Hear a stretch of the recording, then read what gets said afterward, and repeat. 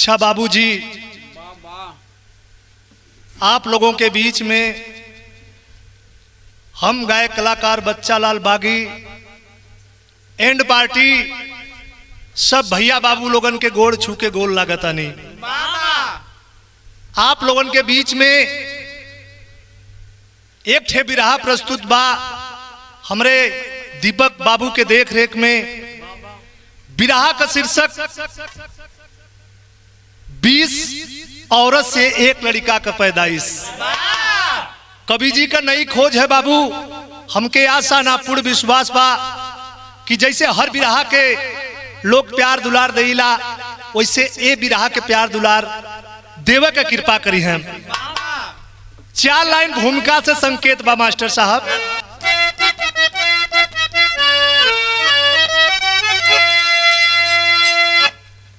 सागरी को गागरी और गागरी को सागर, राई को पर्वत बनाते हैं भोला, मृग छाला लपेटे भभूति लगाए,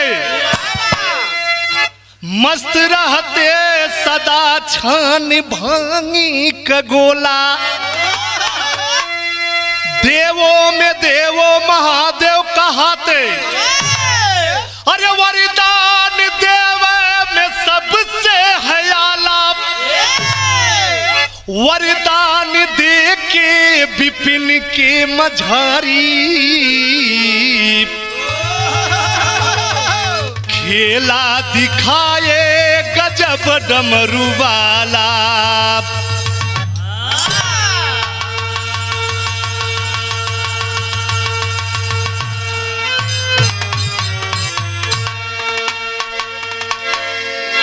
ए भैया ए बाबू, देवों में देव महादेव जेके हिंदुस्तान ना पूरा विश्व जेकर पूजा करेला।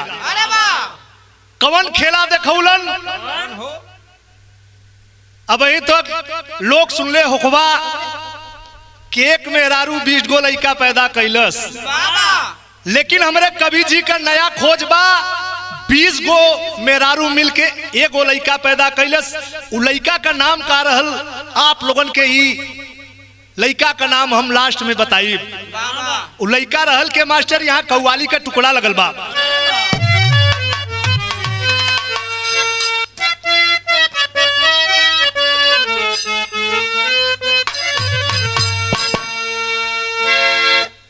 कोई मालिक को चाहने वाला उस परवरदिगार पिया से फरियाद करता है। कैसे कैले बा हो भैया?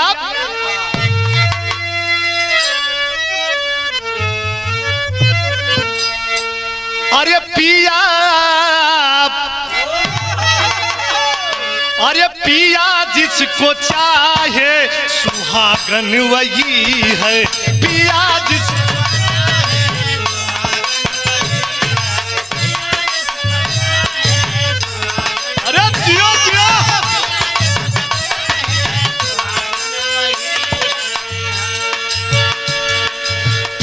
जिसको चाहे सुहागन वही है,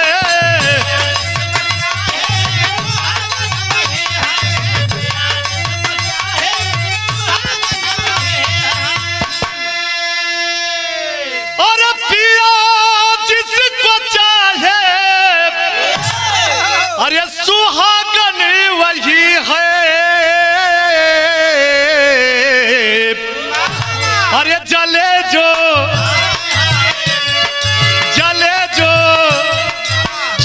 जो बिरहा में अभागन वही है, चले तो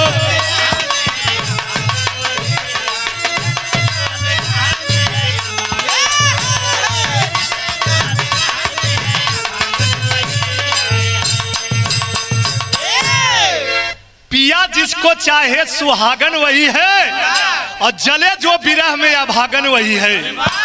यानी भैया जेके ये दुनिया को चलाने वाला उस मालिक वो भगवान जिसको चाहता है, जो भक्ति भजन करता है उसको चाहने वाला वो भगवान को बहुत प्यारा हुआ करता है। लेकिन कवि जी गजल से बढ़िया बड़ी सुंदर भाव लिखलन मास्टर। कैसे?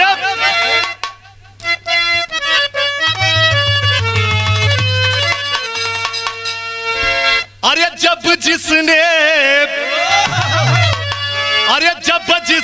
चाहा खुश होते भोला।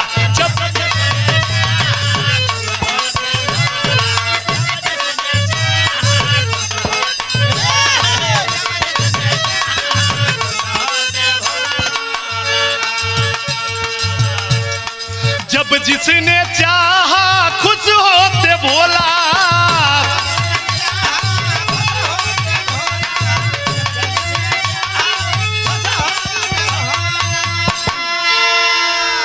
अरे जब जिसने चाहा अरे खुश होते भोला।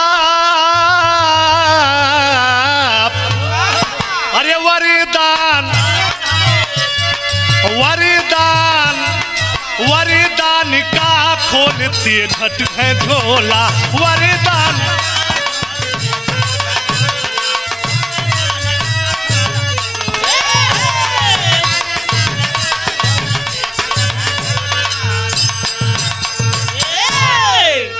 यही जैसे हमारे कहानी का शुरुआत है मास्टर।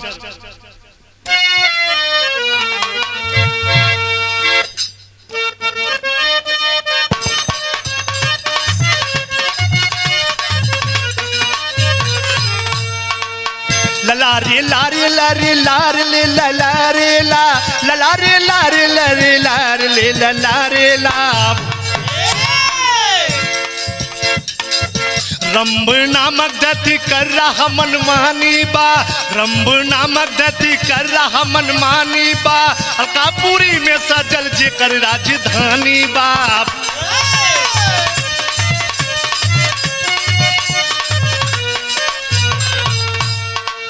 समर में लोहा लेना समर में लोहा लेना जेकर मुखे कमवा बा। यही से चारों तरफ चर्चा में नमवा बाप।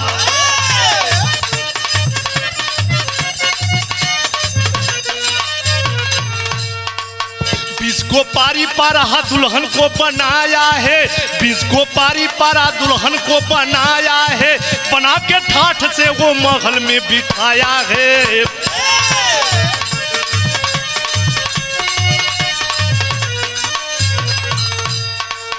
लेकिन सूतल नहीं साथी से जरिया हो। पिया मिलन के लिए तरसली गुजरिया हो।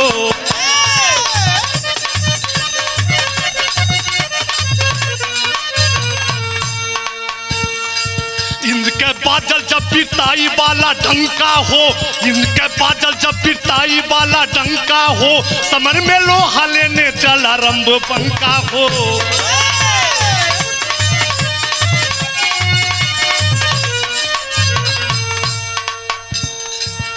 ए भैया पहले बात के समझला, कहानी समझने में आसानी हो जाई। अलकापुरी में एक राजधानी रहल। वहां का राजा रमदानव। तो ये हिंदुस्तान के धरती पर भैया चाहे कोई इंसान हो, हर इंसान के कौनो न कौनो बहादुर भैया शौक होखेला। केहू के पिए के शौक बा, केहू के पढ़े के शौक बा, केहू के गावे के शौक बा, तो केहू के बजावे के शौक बा। लेकिन रमदानव का लोहा लड़ाई लेना शौक है बाबू। जो राजा को पराजित करता था ओकर दुल्हन जवन रानी रहे जीत के लिए आके अपना अलकापुरी राजधानी में बैठा दे। 20 गो दुल्हन लिया के अपने राजमहल में बैठा देलस बाबू। लेकिन कौनों के संग एक को रात कबो भी तौलस ना। तो हम बताइला पंचो मेहरारून के कितनो रुपया गहना गुड़िया सब कुछ दे दा, लेकिन अगर पति का प्यार न मिले तो सब माहुर बा। 21वां लड़ाई पता लगल कि इंद्र भगवान का दुल्हन बड़ी खूबसूरत बाड़ी। पाती लिख के इंद्र भगवान के भेजलस। इंद्र भगवान जब पतिया के पढ़लन बाबू, गैलन भोलेनाथ के पास। भोलेनाथ कलन जा रमदानों से तू लड़ाई करा, तू लड़ाई में पराजित ना होगा। ये बाबूजी ये हर तेगा तलवार सजा के रमदानो चलल बा। मास्टर एक लाइन यहाँ भोजपुरी गीत लगल बा।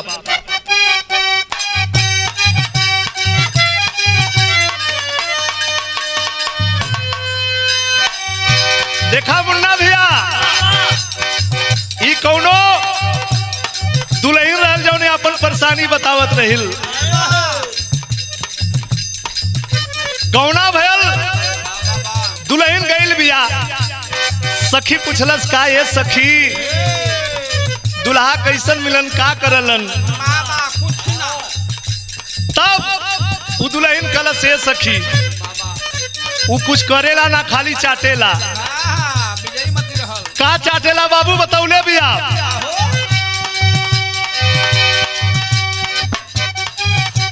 या कलस जुलमी सैया के ससुरा घर जाई रे जाई।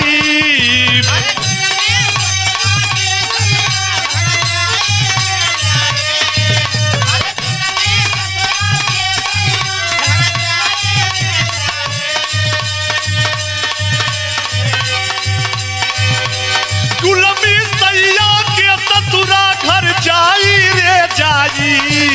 उठलाली चाटेला रात भर माई रे माई।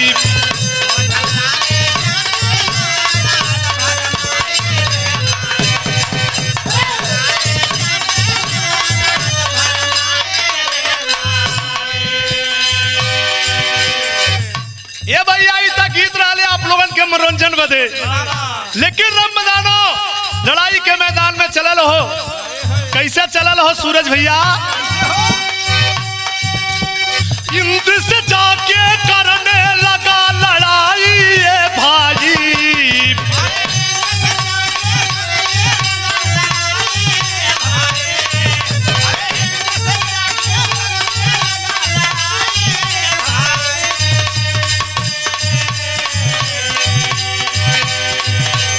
इंद्र से जाके करने लगा लड़ाई ये भाई। धरती अंबर का देख देख फिरताई ये भाई।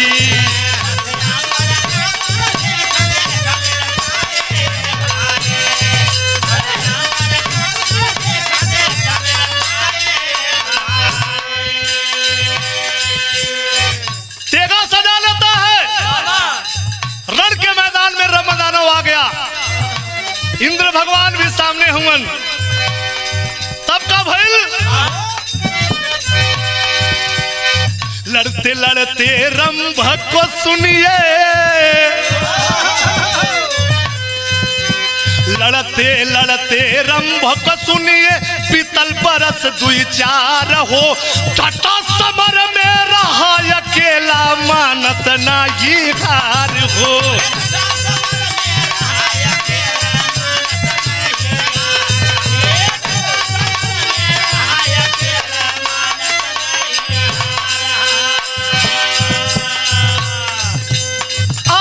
भोला दिहला अलख जगाई ये भाई।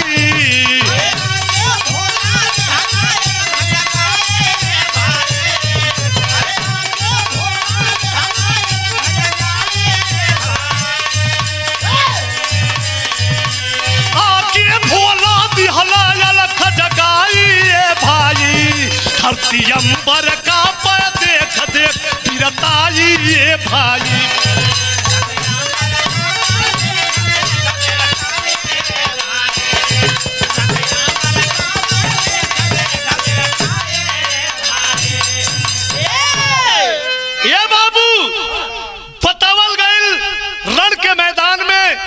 इंद्र भगवान से रमदानों से लड़ाई होखत बा। दिन भर लड़ाई हो, शाम के सब अपने डेरा में खेमा में चलल जाए। लड़ते लड़ते 2-4 बरिस बीत गल, लेकिन लड़ाई बहादुर भैया खत्म नहीं खे होत बा। अभी हर कबतिया यही जा छोड़ दा। वो हर अलकापुरी में बाबा भोलेनाथ जोगी के रूप बनाए के हो बाबू। अइलन राजमहल के सामने अलोक निरंजन कमाल लगौलन। 20 भिक्षा लेके निकलली बाबू। जोगी बाबा के भिक्षा देवे लगली। जोगी बाबा पूछलन करे रानी, अरे रानी इतना उदासे मने से भिक्षा काहे देत बाड़ू? रानी कहली कि तू जोगी फकीर के जात हुआ, हई भिक्षा ला लेके जा। हमने उदास काहे एकर कारण मत पूछा। कलन करे माता हमके तू भिक्षा देत बाड़ू, अगर हमरे लायक कौनो उता जोग रही तो के हम करब। तब रानी बतौलिन कि हमन के ना खैले के कमी हो ना पियले के कमी हो। कमी हो देख के कि हमन का पति हमन से एको दिना प्यार से कभो बात ना कैलन। उनके लोहा लड़ाई से फुर्सत नहीं खेबा। अगर गोद में 20 जने में से अगर केहू के खिलैका भी रहत तो ही के देख के दिनवा काट लेती। जोगी बाबा कहलन बस इतनी सी बात कैलन का बाबू। यहाँ गीत बदल गल बाप।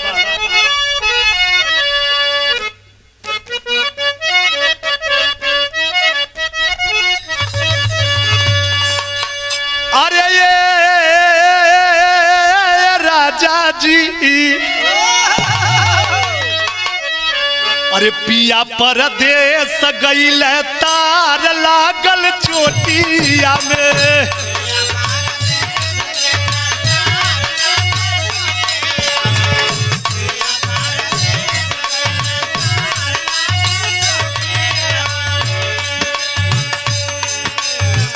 तार लागल चोटिया हो, तार लागल चोटिया में। तार लागल चोटिया सितार लागल चोटिया में। पिया परदेस गईल तार लागल चोटिया में।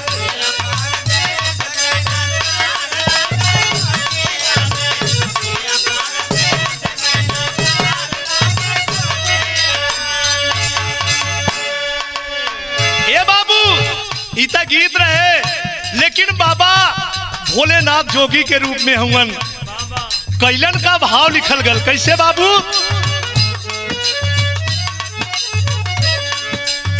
झोलावा से दियला एगो फलावा निकाल जोगी।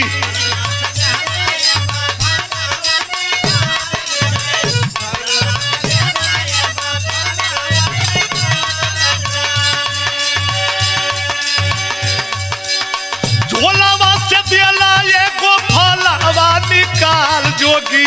झोलावा से दियला एगो फलावा निकाल जोगी। झोलावा से दियला एगो फलावा निकाल जोगी।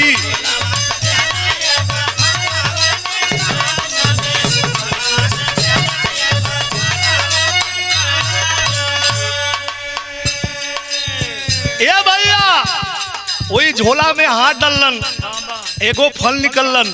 अब फलवा निकाल के 20 रानी से गो बात कहलन। का कहलन बहादुर भैया?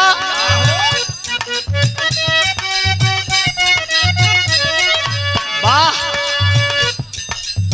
टुकड़ा बना के खैहा ऐसा हो जाना नावा हो।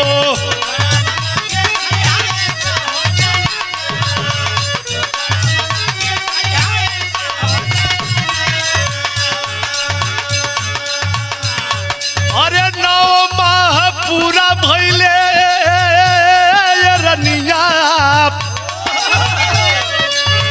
9 माह पूरा भइले होई गला नावा हो।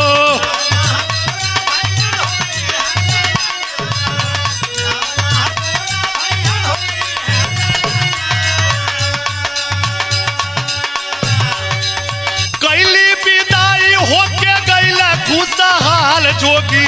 कैली विदाई होके गईला खुशहाल जोगी।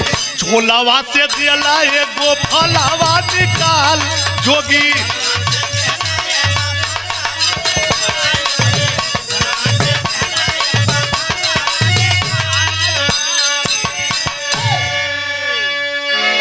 ए बाबू ए भैया बतावल गईलू फलवा निकाल के।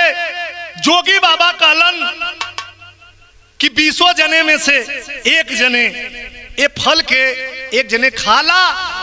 आज के 9 महीना बीते के बाद एक खूबसूरत लड़का का पैदाइश हुई। ए बाबूजी जब वो फल बीसो रानी पहली जोगी बाबा के बढ़िया से विदाई कैली, विदाई कैले के बाद बीसो रानियन में मुन्ना भैया इतना प्रेम रहे, वो बीसो रानी कैलिन का बाबू टुकड़ा बना के खैली बीसा हो जाना नामा हो।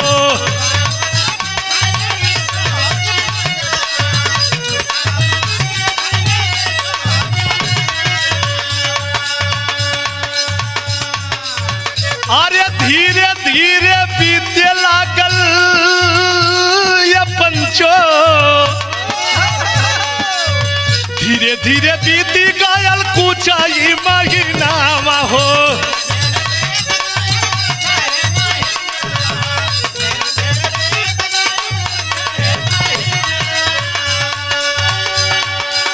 होई के पराजित न भइला बेहाल जोगी, होई के पराजित न भइला बेहाल जोगी, झोलावा से दियाला एगो फलावा निकाल जोगी।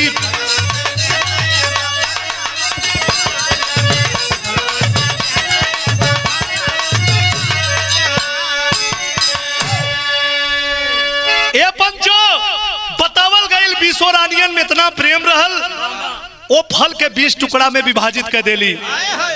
अब बीसो रानी एक एक टुकड़ा फल के खैली बाबू। धीरे धीरे 2-4 महीना का जब दिन बीते लगल, धीरे धीरे बीसो रानियन के पेट ऊंचा होके लगल, चिकनाए लगल। एकर तू PhD कैले हुआ ए भैया। ये हर जब पेट ऊंचा होके लगल, वह लड़ाई के मैदान में 21वां लड़ाई इंद्र भगवान से रमदानो हार गल। लाचार जैसे जुआ में हारल जुआरी, उदासे मने जब अपने राजमहल अलकापुरी के सामने बाबूजी पहुंचल बा, बीसो रानी स्वागत करे बदे जब निकलली बाबू तो समय का भइल विराह शैली में भाव लिखे पड़ल मास्टर।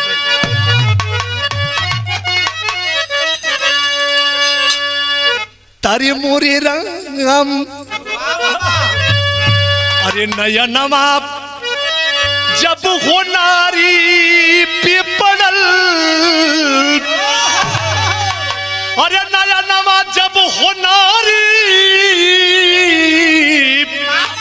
अरे नयनमा जब हो नारी पे पड़ल, देखता पेट गरम में क्रोधित भय जा बनवारे तो क्रोध में आग बबूला होके, अरे क्रोध में आग बबूला होके रम तुरंत फटकारा है और खींच खींच के बीसों नारी घर से बाहर निसारा है। घोर विपिन में जाके रोए, अरे घोर विपिन में जाके रोए, बह नयन के धारा है, करे पुकार बाबा भोलेनाथ का कोई नहीं सहारा है। जौनी समय रमदानों का नजर बीसो रानियन पे पड़ल हो पंचो, देखता एकदम पगलाए गल। 20 का 20 बीसों का पेट एकदम ऊंचा बा। ए भैया मनवा में सोचे लगल कि हम लड़ाई के मैदान में आई सब घरे मतलब दाल में कुछ काला आदेश दे देता है कि बीसों रानियों को राजमहल से बाहर कर दिया जाए। सिपाही सब खींच के बीसों रानियन के घर से बाहर निकाल देलन बाबू। ये हर जंगल में आकर के बीसों रानी कैली का मास्टर यहाँ पहपट कलाइन बाप।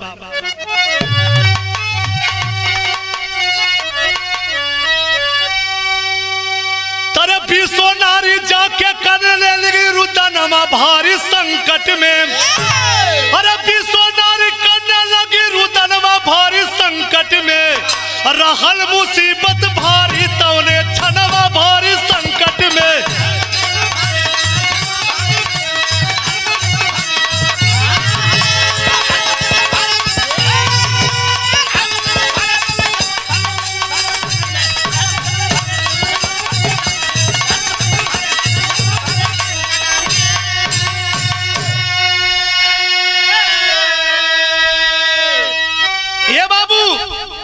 बीसो रानी जंगल में आकर के बाबा भोलेनाथ के फरियाद याद कैली।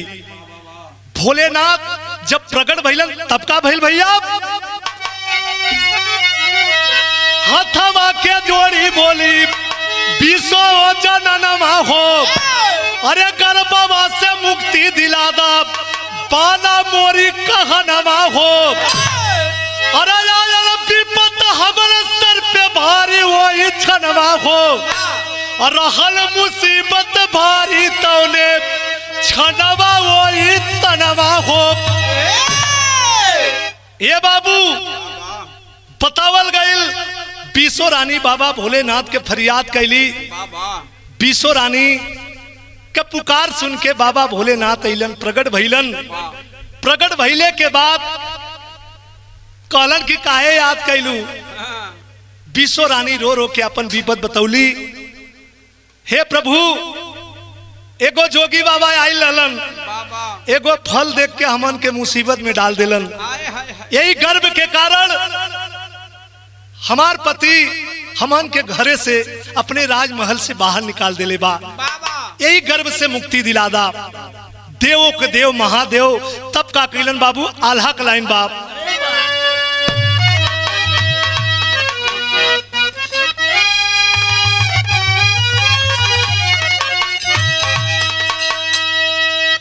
कि हाय राम महिमा पर बाटे, अरे यही दुनिया में भैया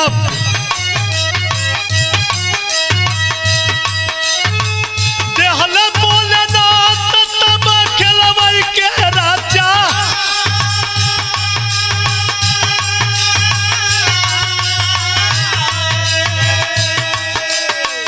बीसो नारिया के दिहले गर्भवा गिराई दादा,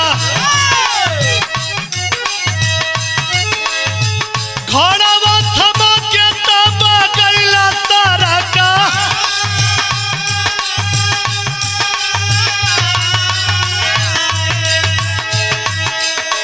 ए बाबू, देवों के देव महादेव बाबा भोलेनाथ जेकर बखान जितना करल जाए कमे बा। बीसो रानियन के अपने शक्ति द्वारा एक घड़ा प्रकट कैलन।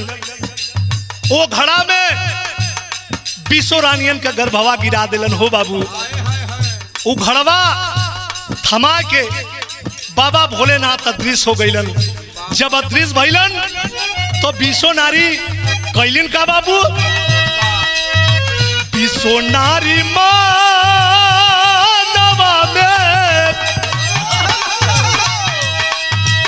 सोमनारी मानवा में कराली गुणनवा बाबू,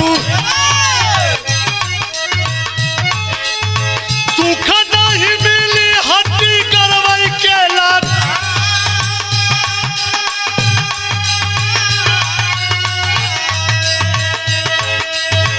ई हवा से थोड़ा चला अपने भवनवा बहनी, धीरे धीरे रहिया हो धैली सीत।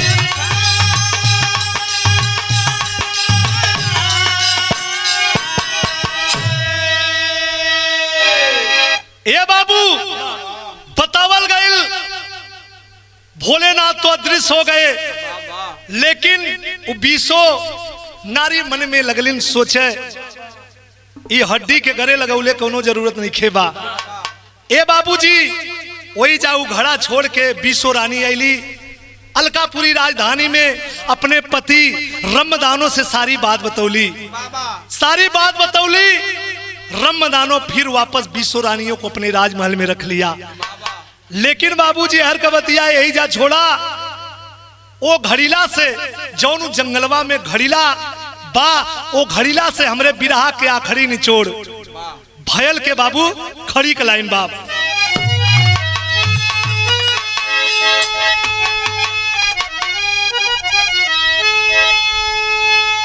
तरे घड़ीला त घड़ीला से भैला अचरज एक भारी वही घड़ी, अब भैला 20 करब से पैदा एक बलकारी वही घड़ी।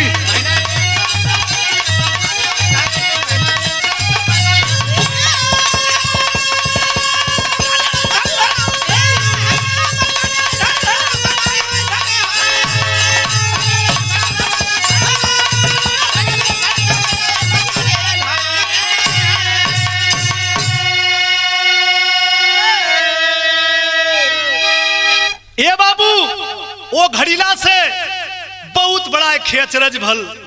कौन अचरज भल? पुलस्त ऋषि जात रहल भाई के डगरिया हो, अरे लड़का के लेके आए अपने दुवरिया हो।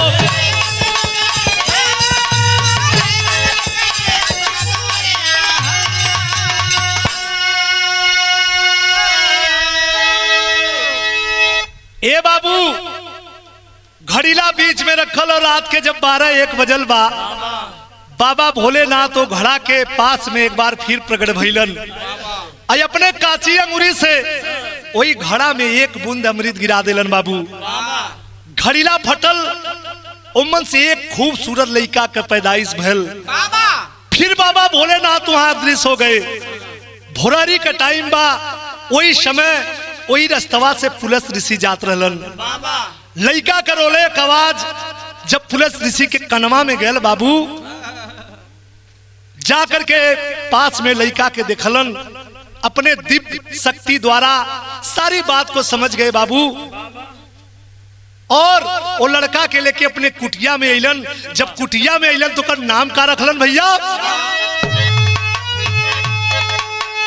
तब विशेषरवा, अरे विशेषरवा नाम रखे गुणकारी वही गरीब, भैला 20 करब से पैदा एक बलकारी वही।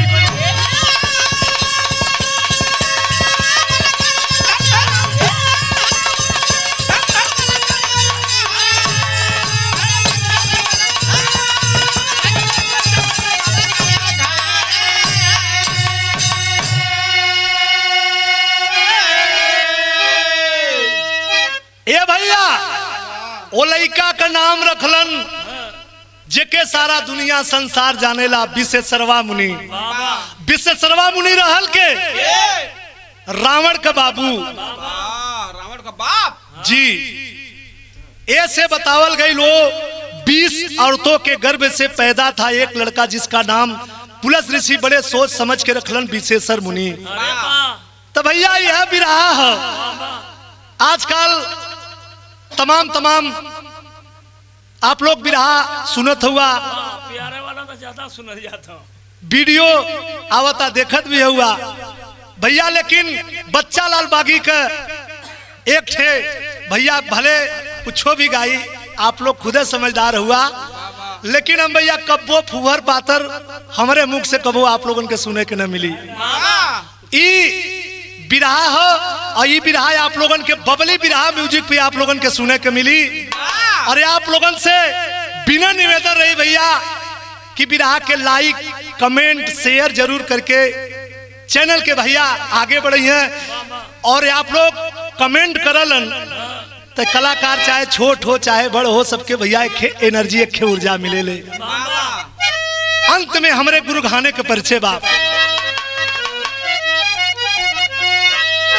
गुरु बिहारी गुरुपत्तु गुरु रामधार गुणकारी, स्वर्ग पति राम गुरु शिव सागर सींचेले फुलवारी। अरे नयनवा जब हो नारी पे पड़ल, बच्चा लाल मान का गाते नया तरनवा हो, नयनवा जब हो नारी पे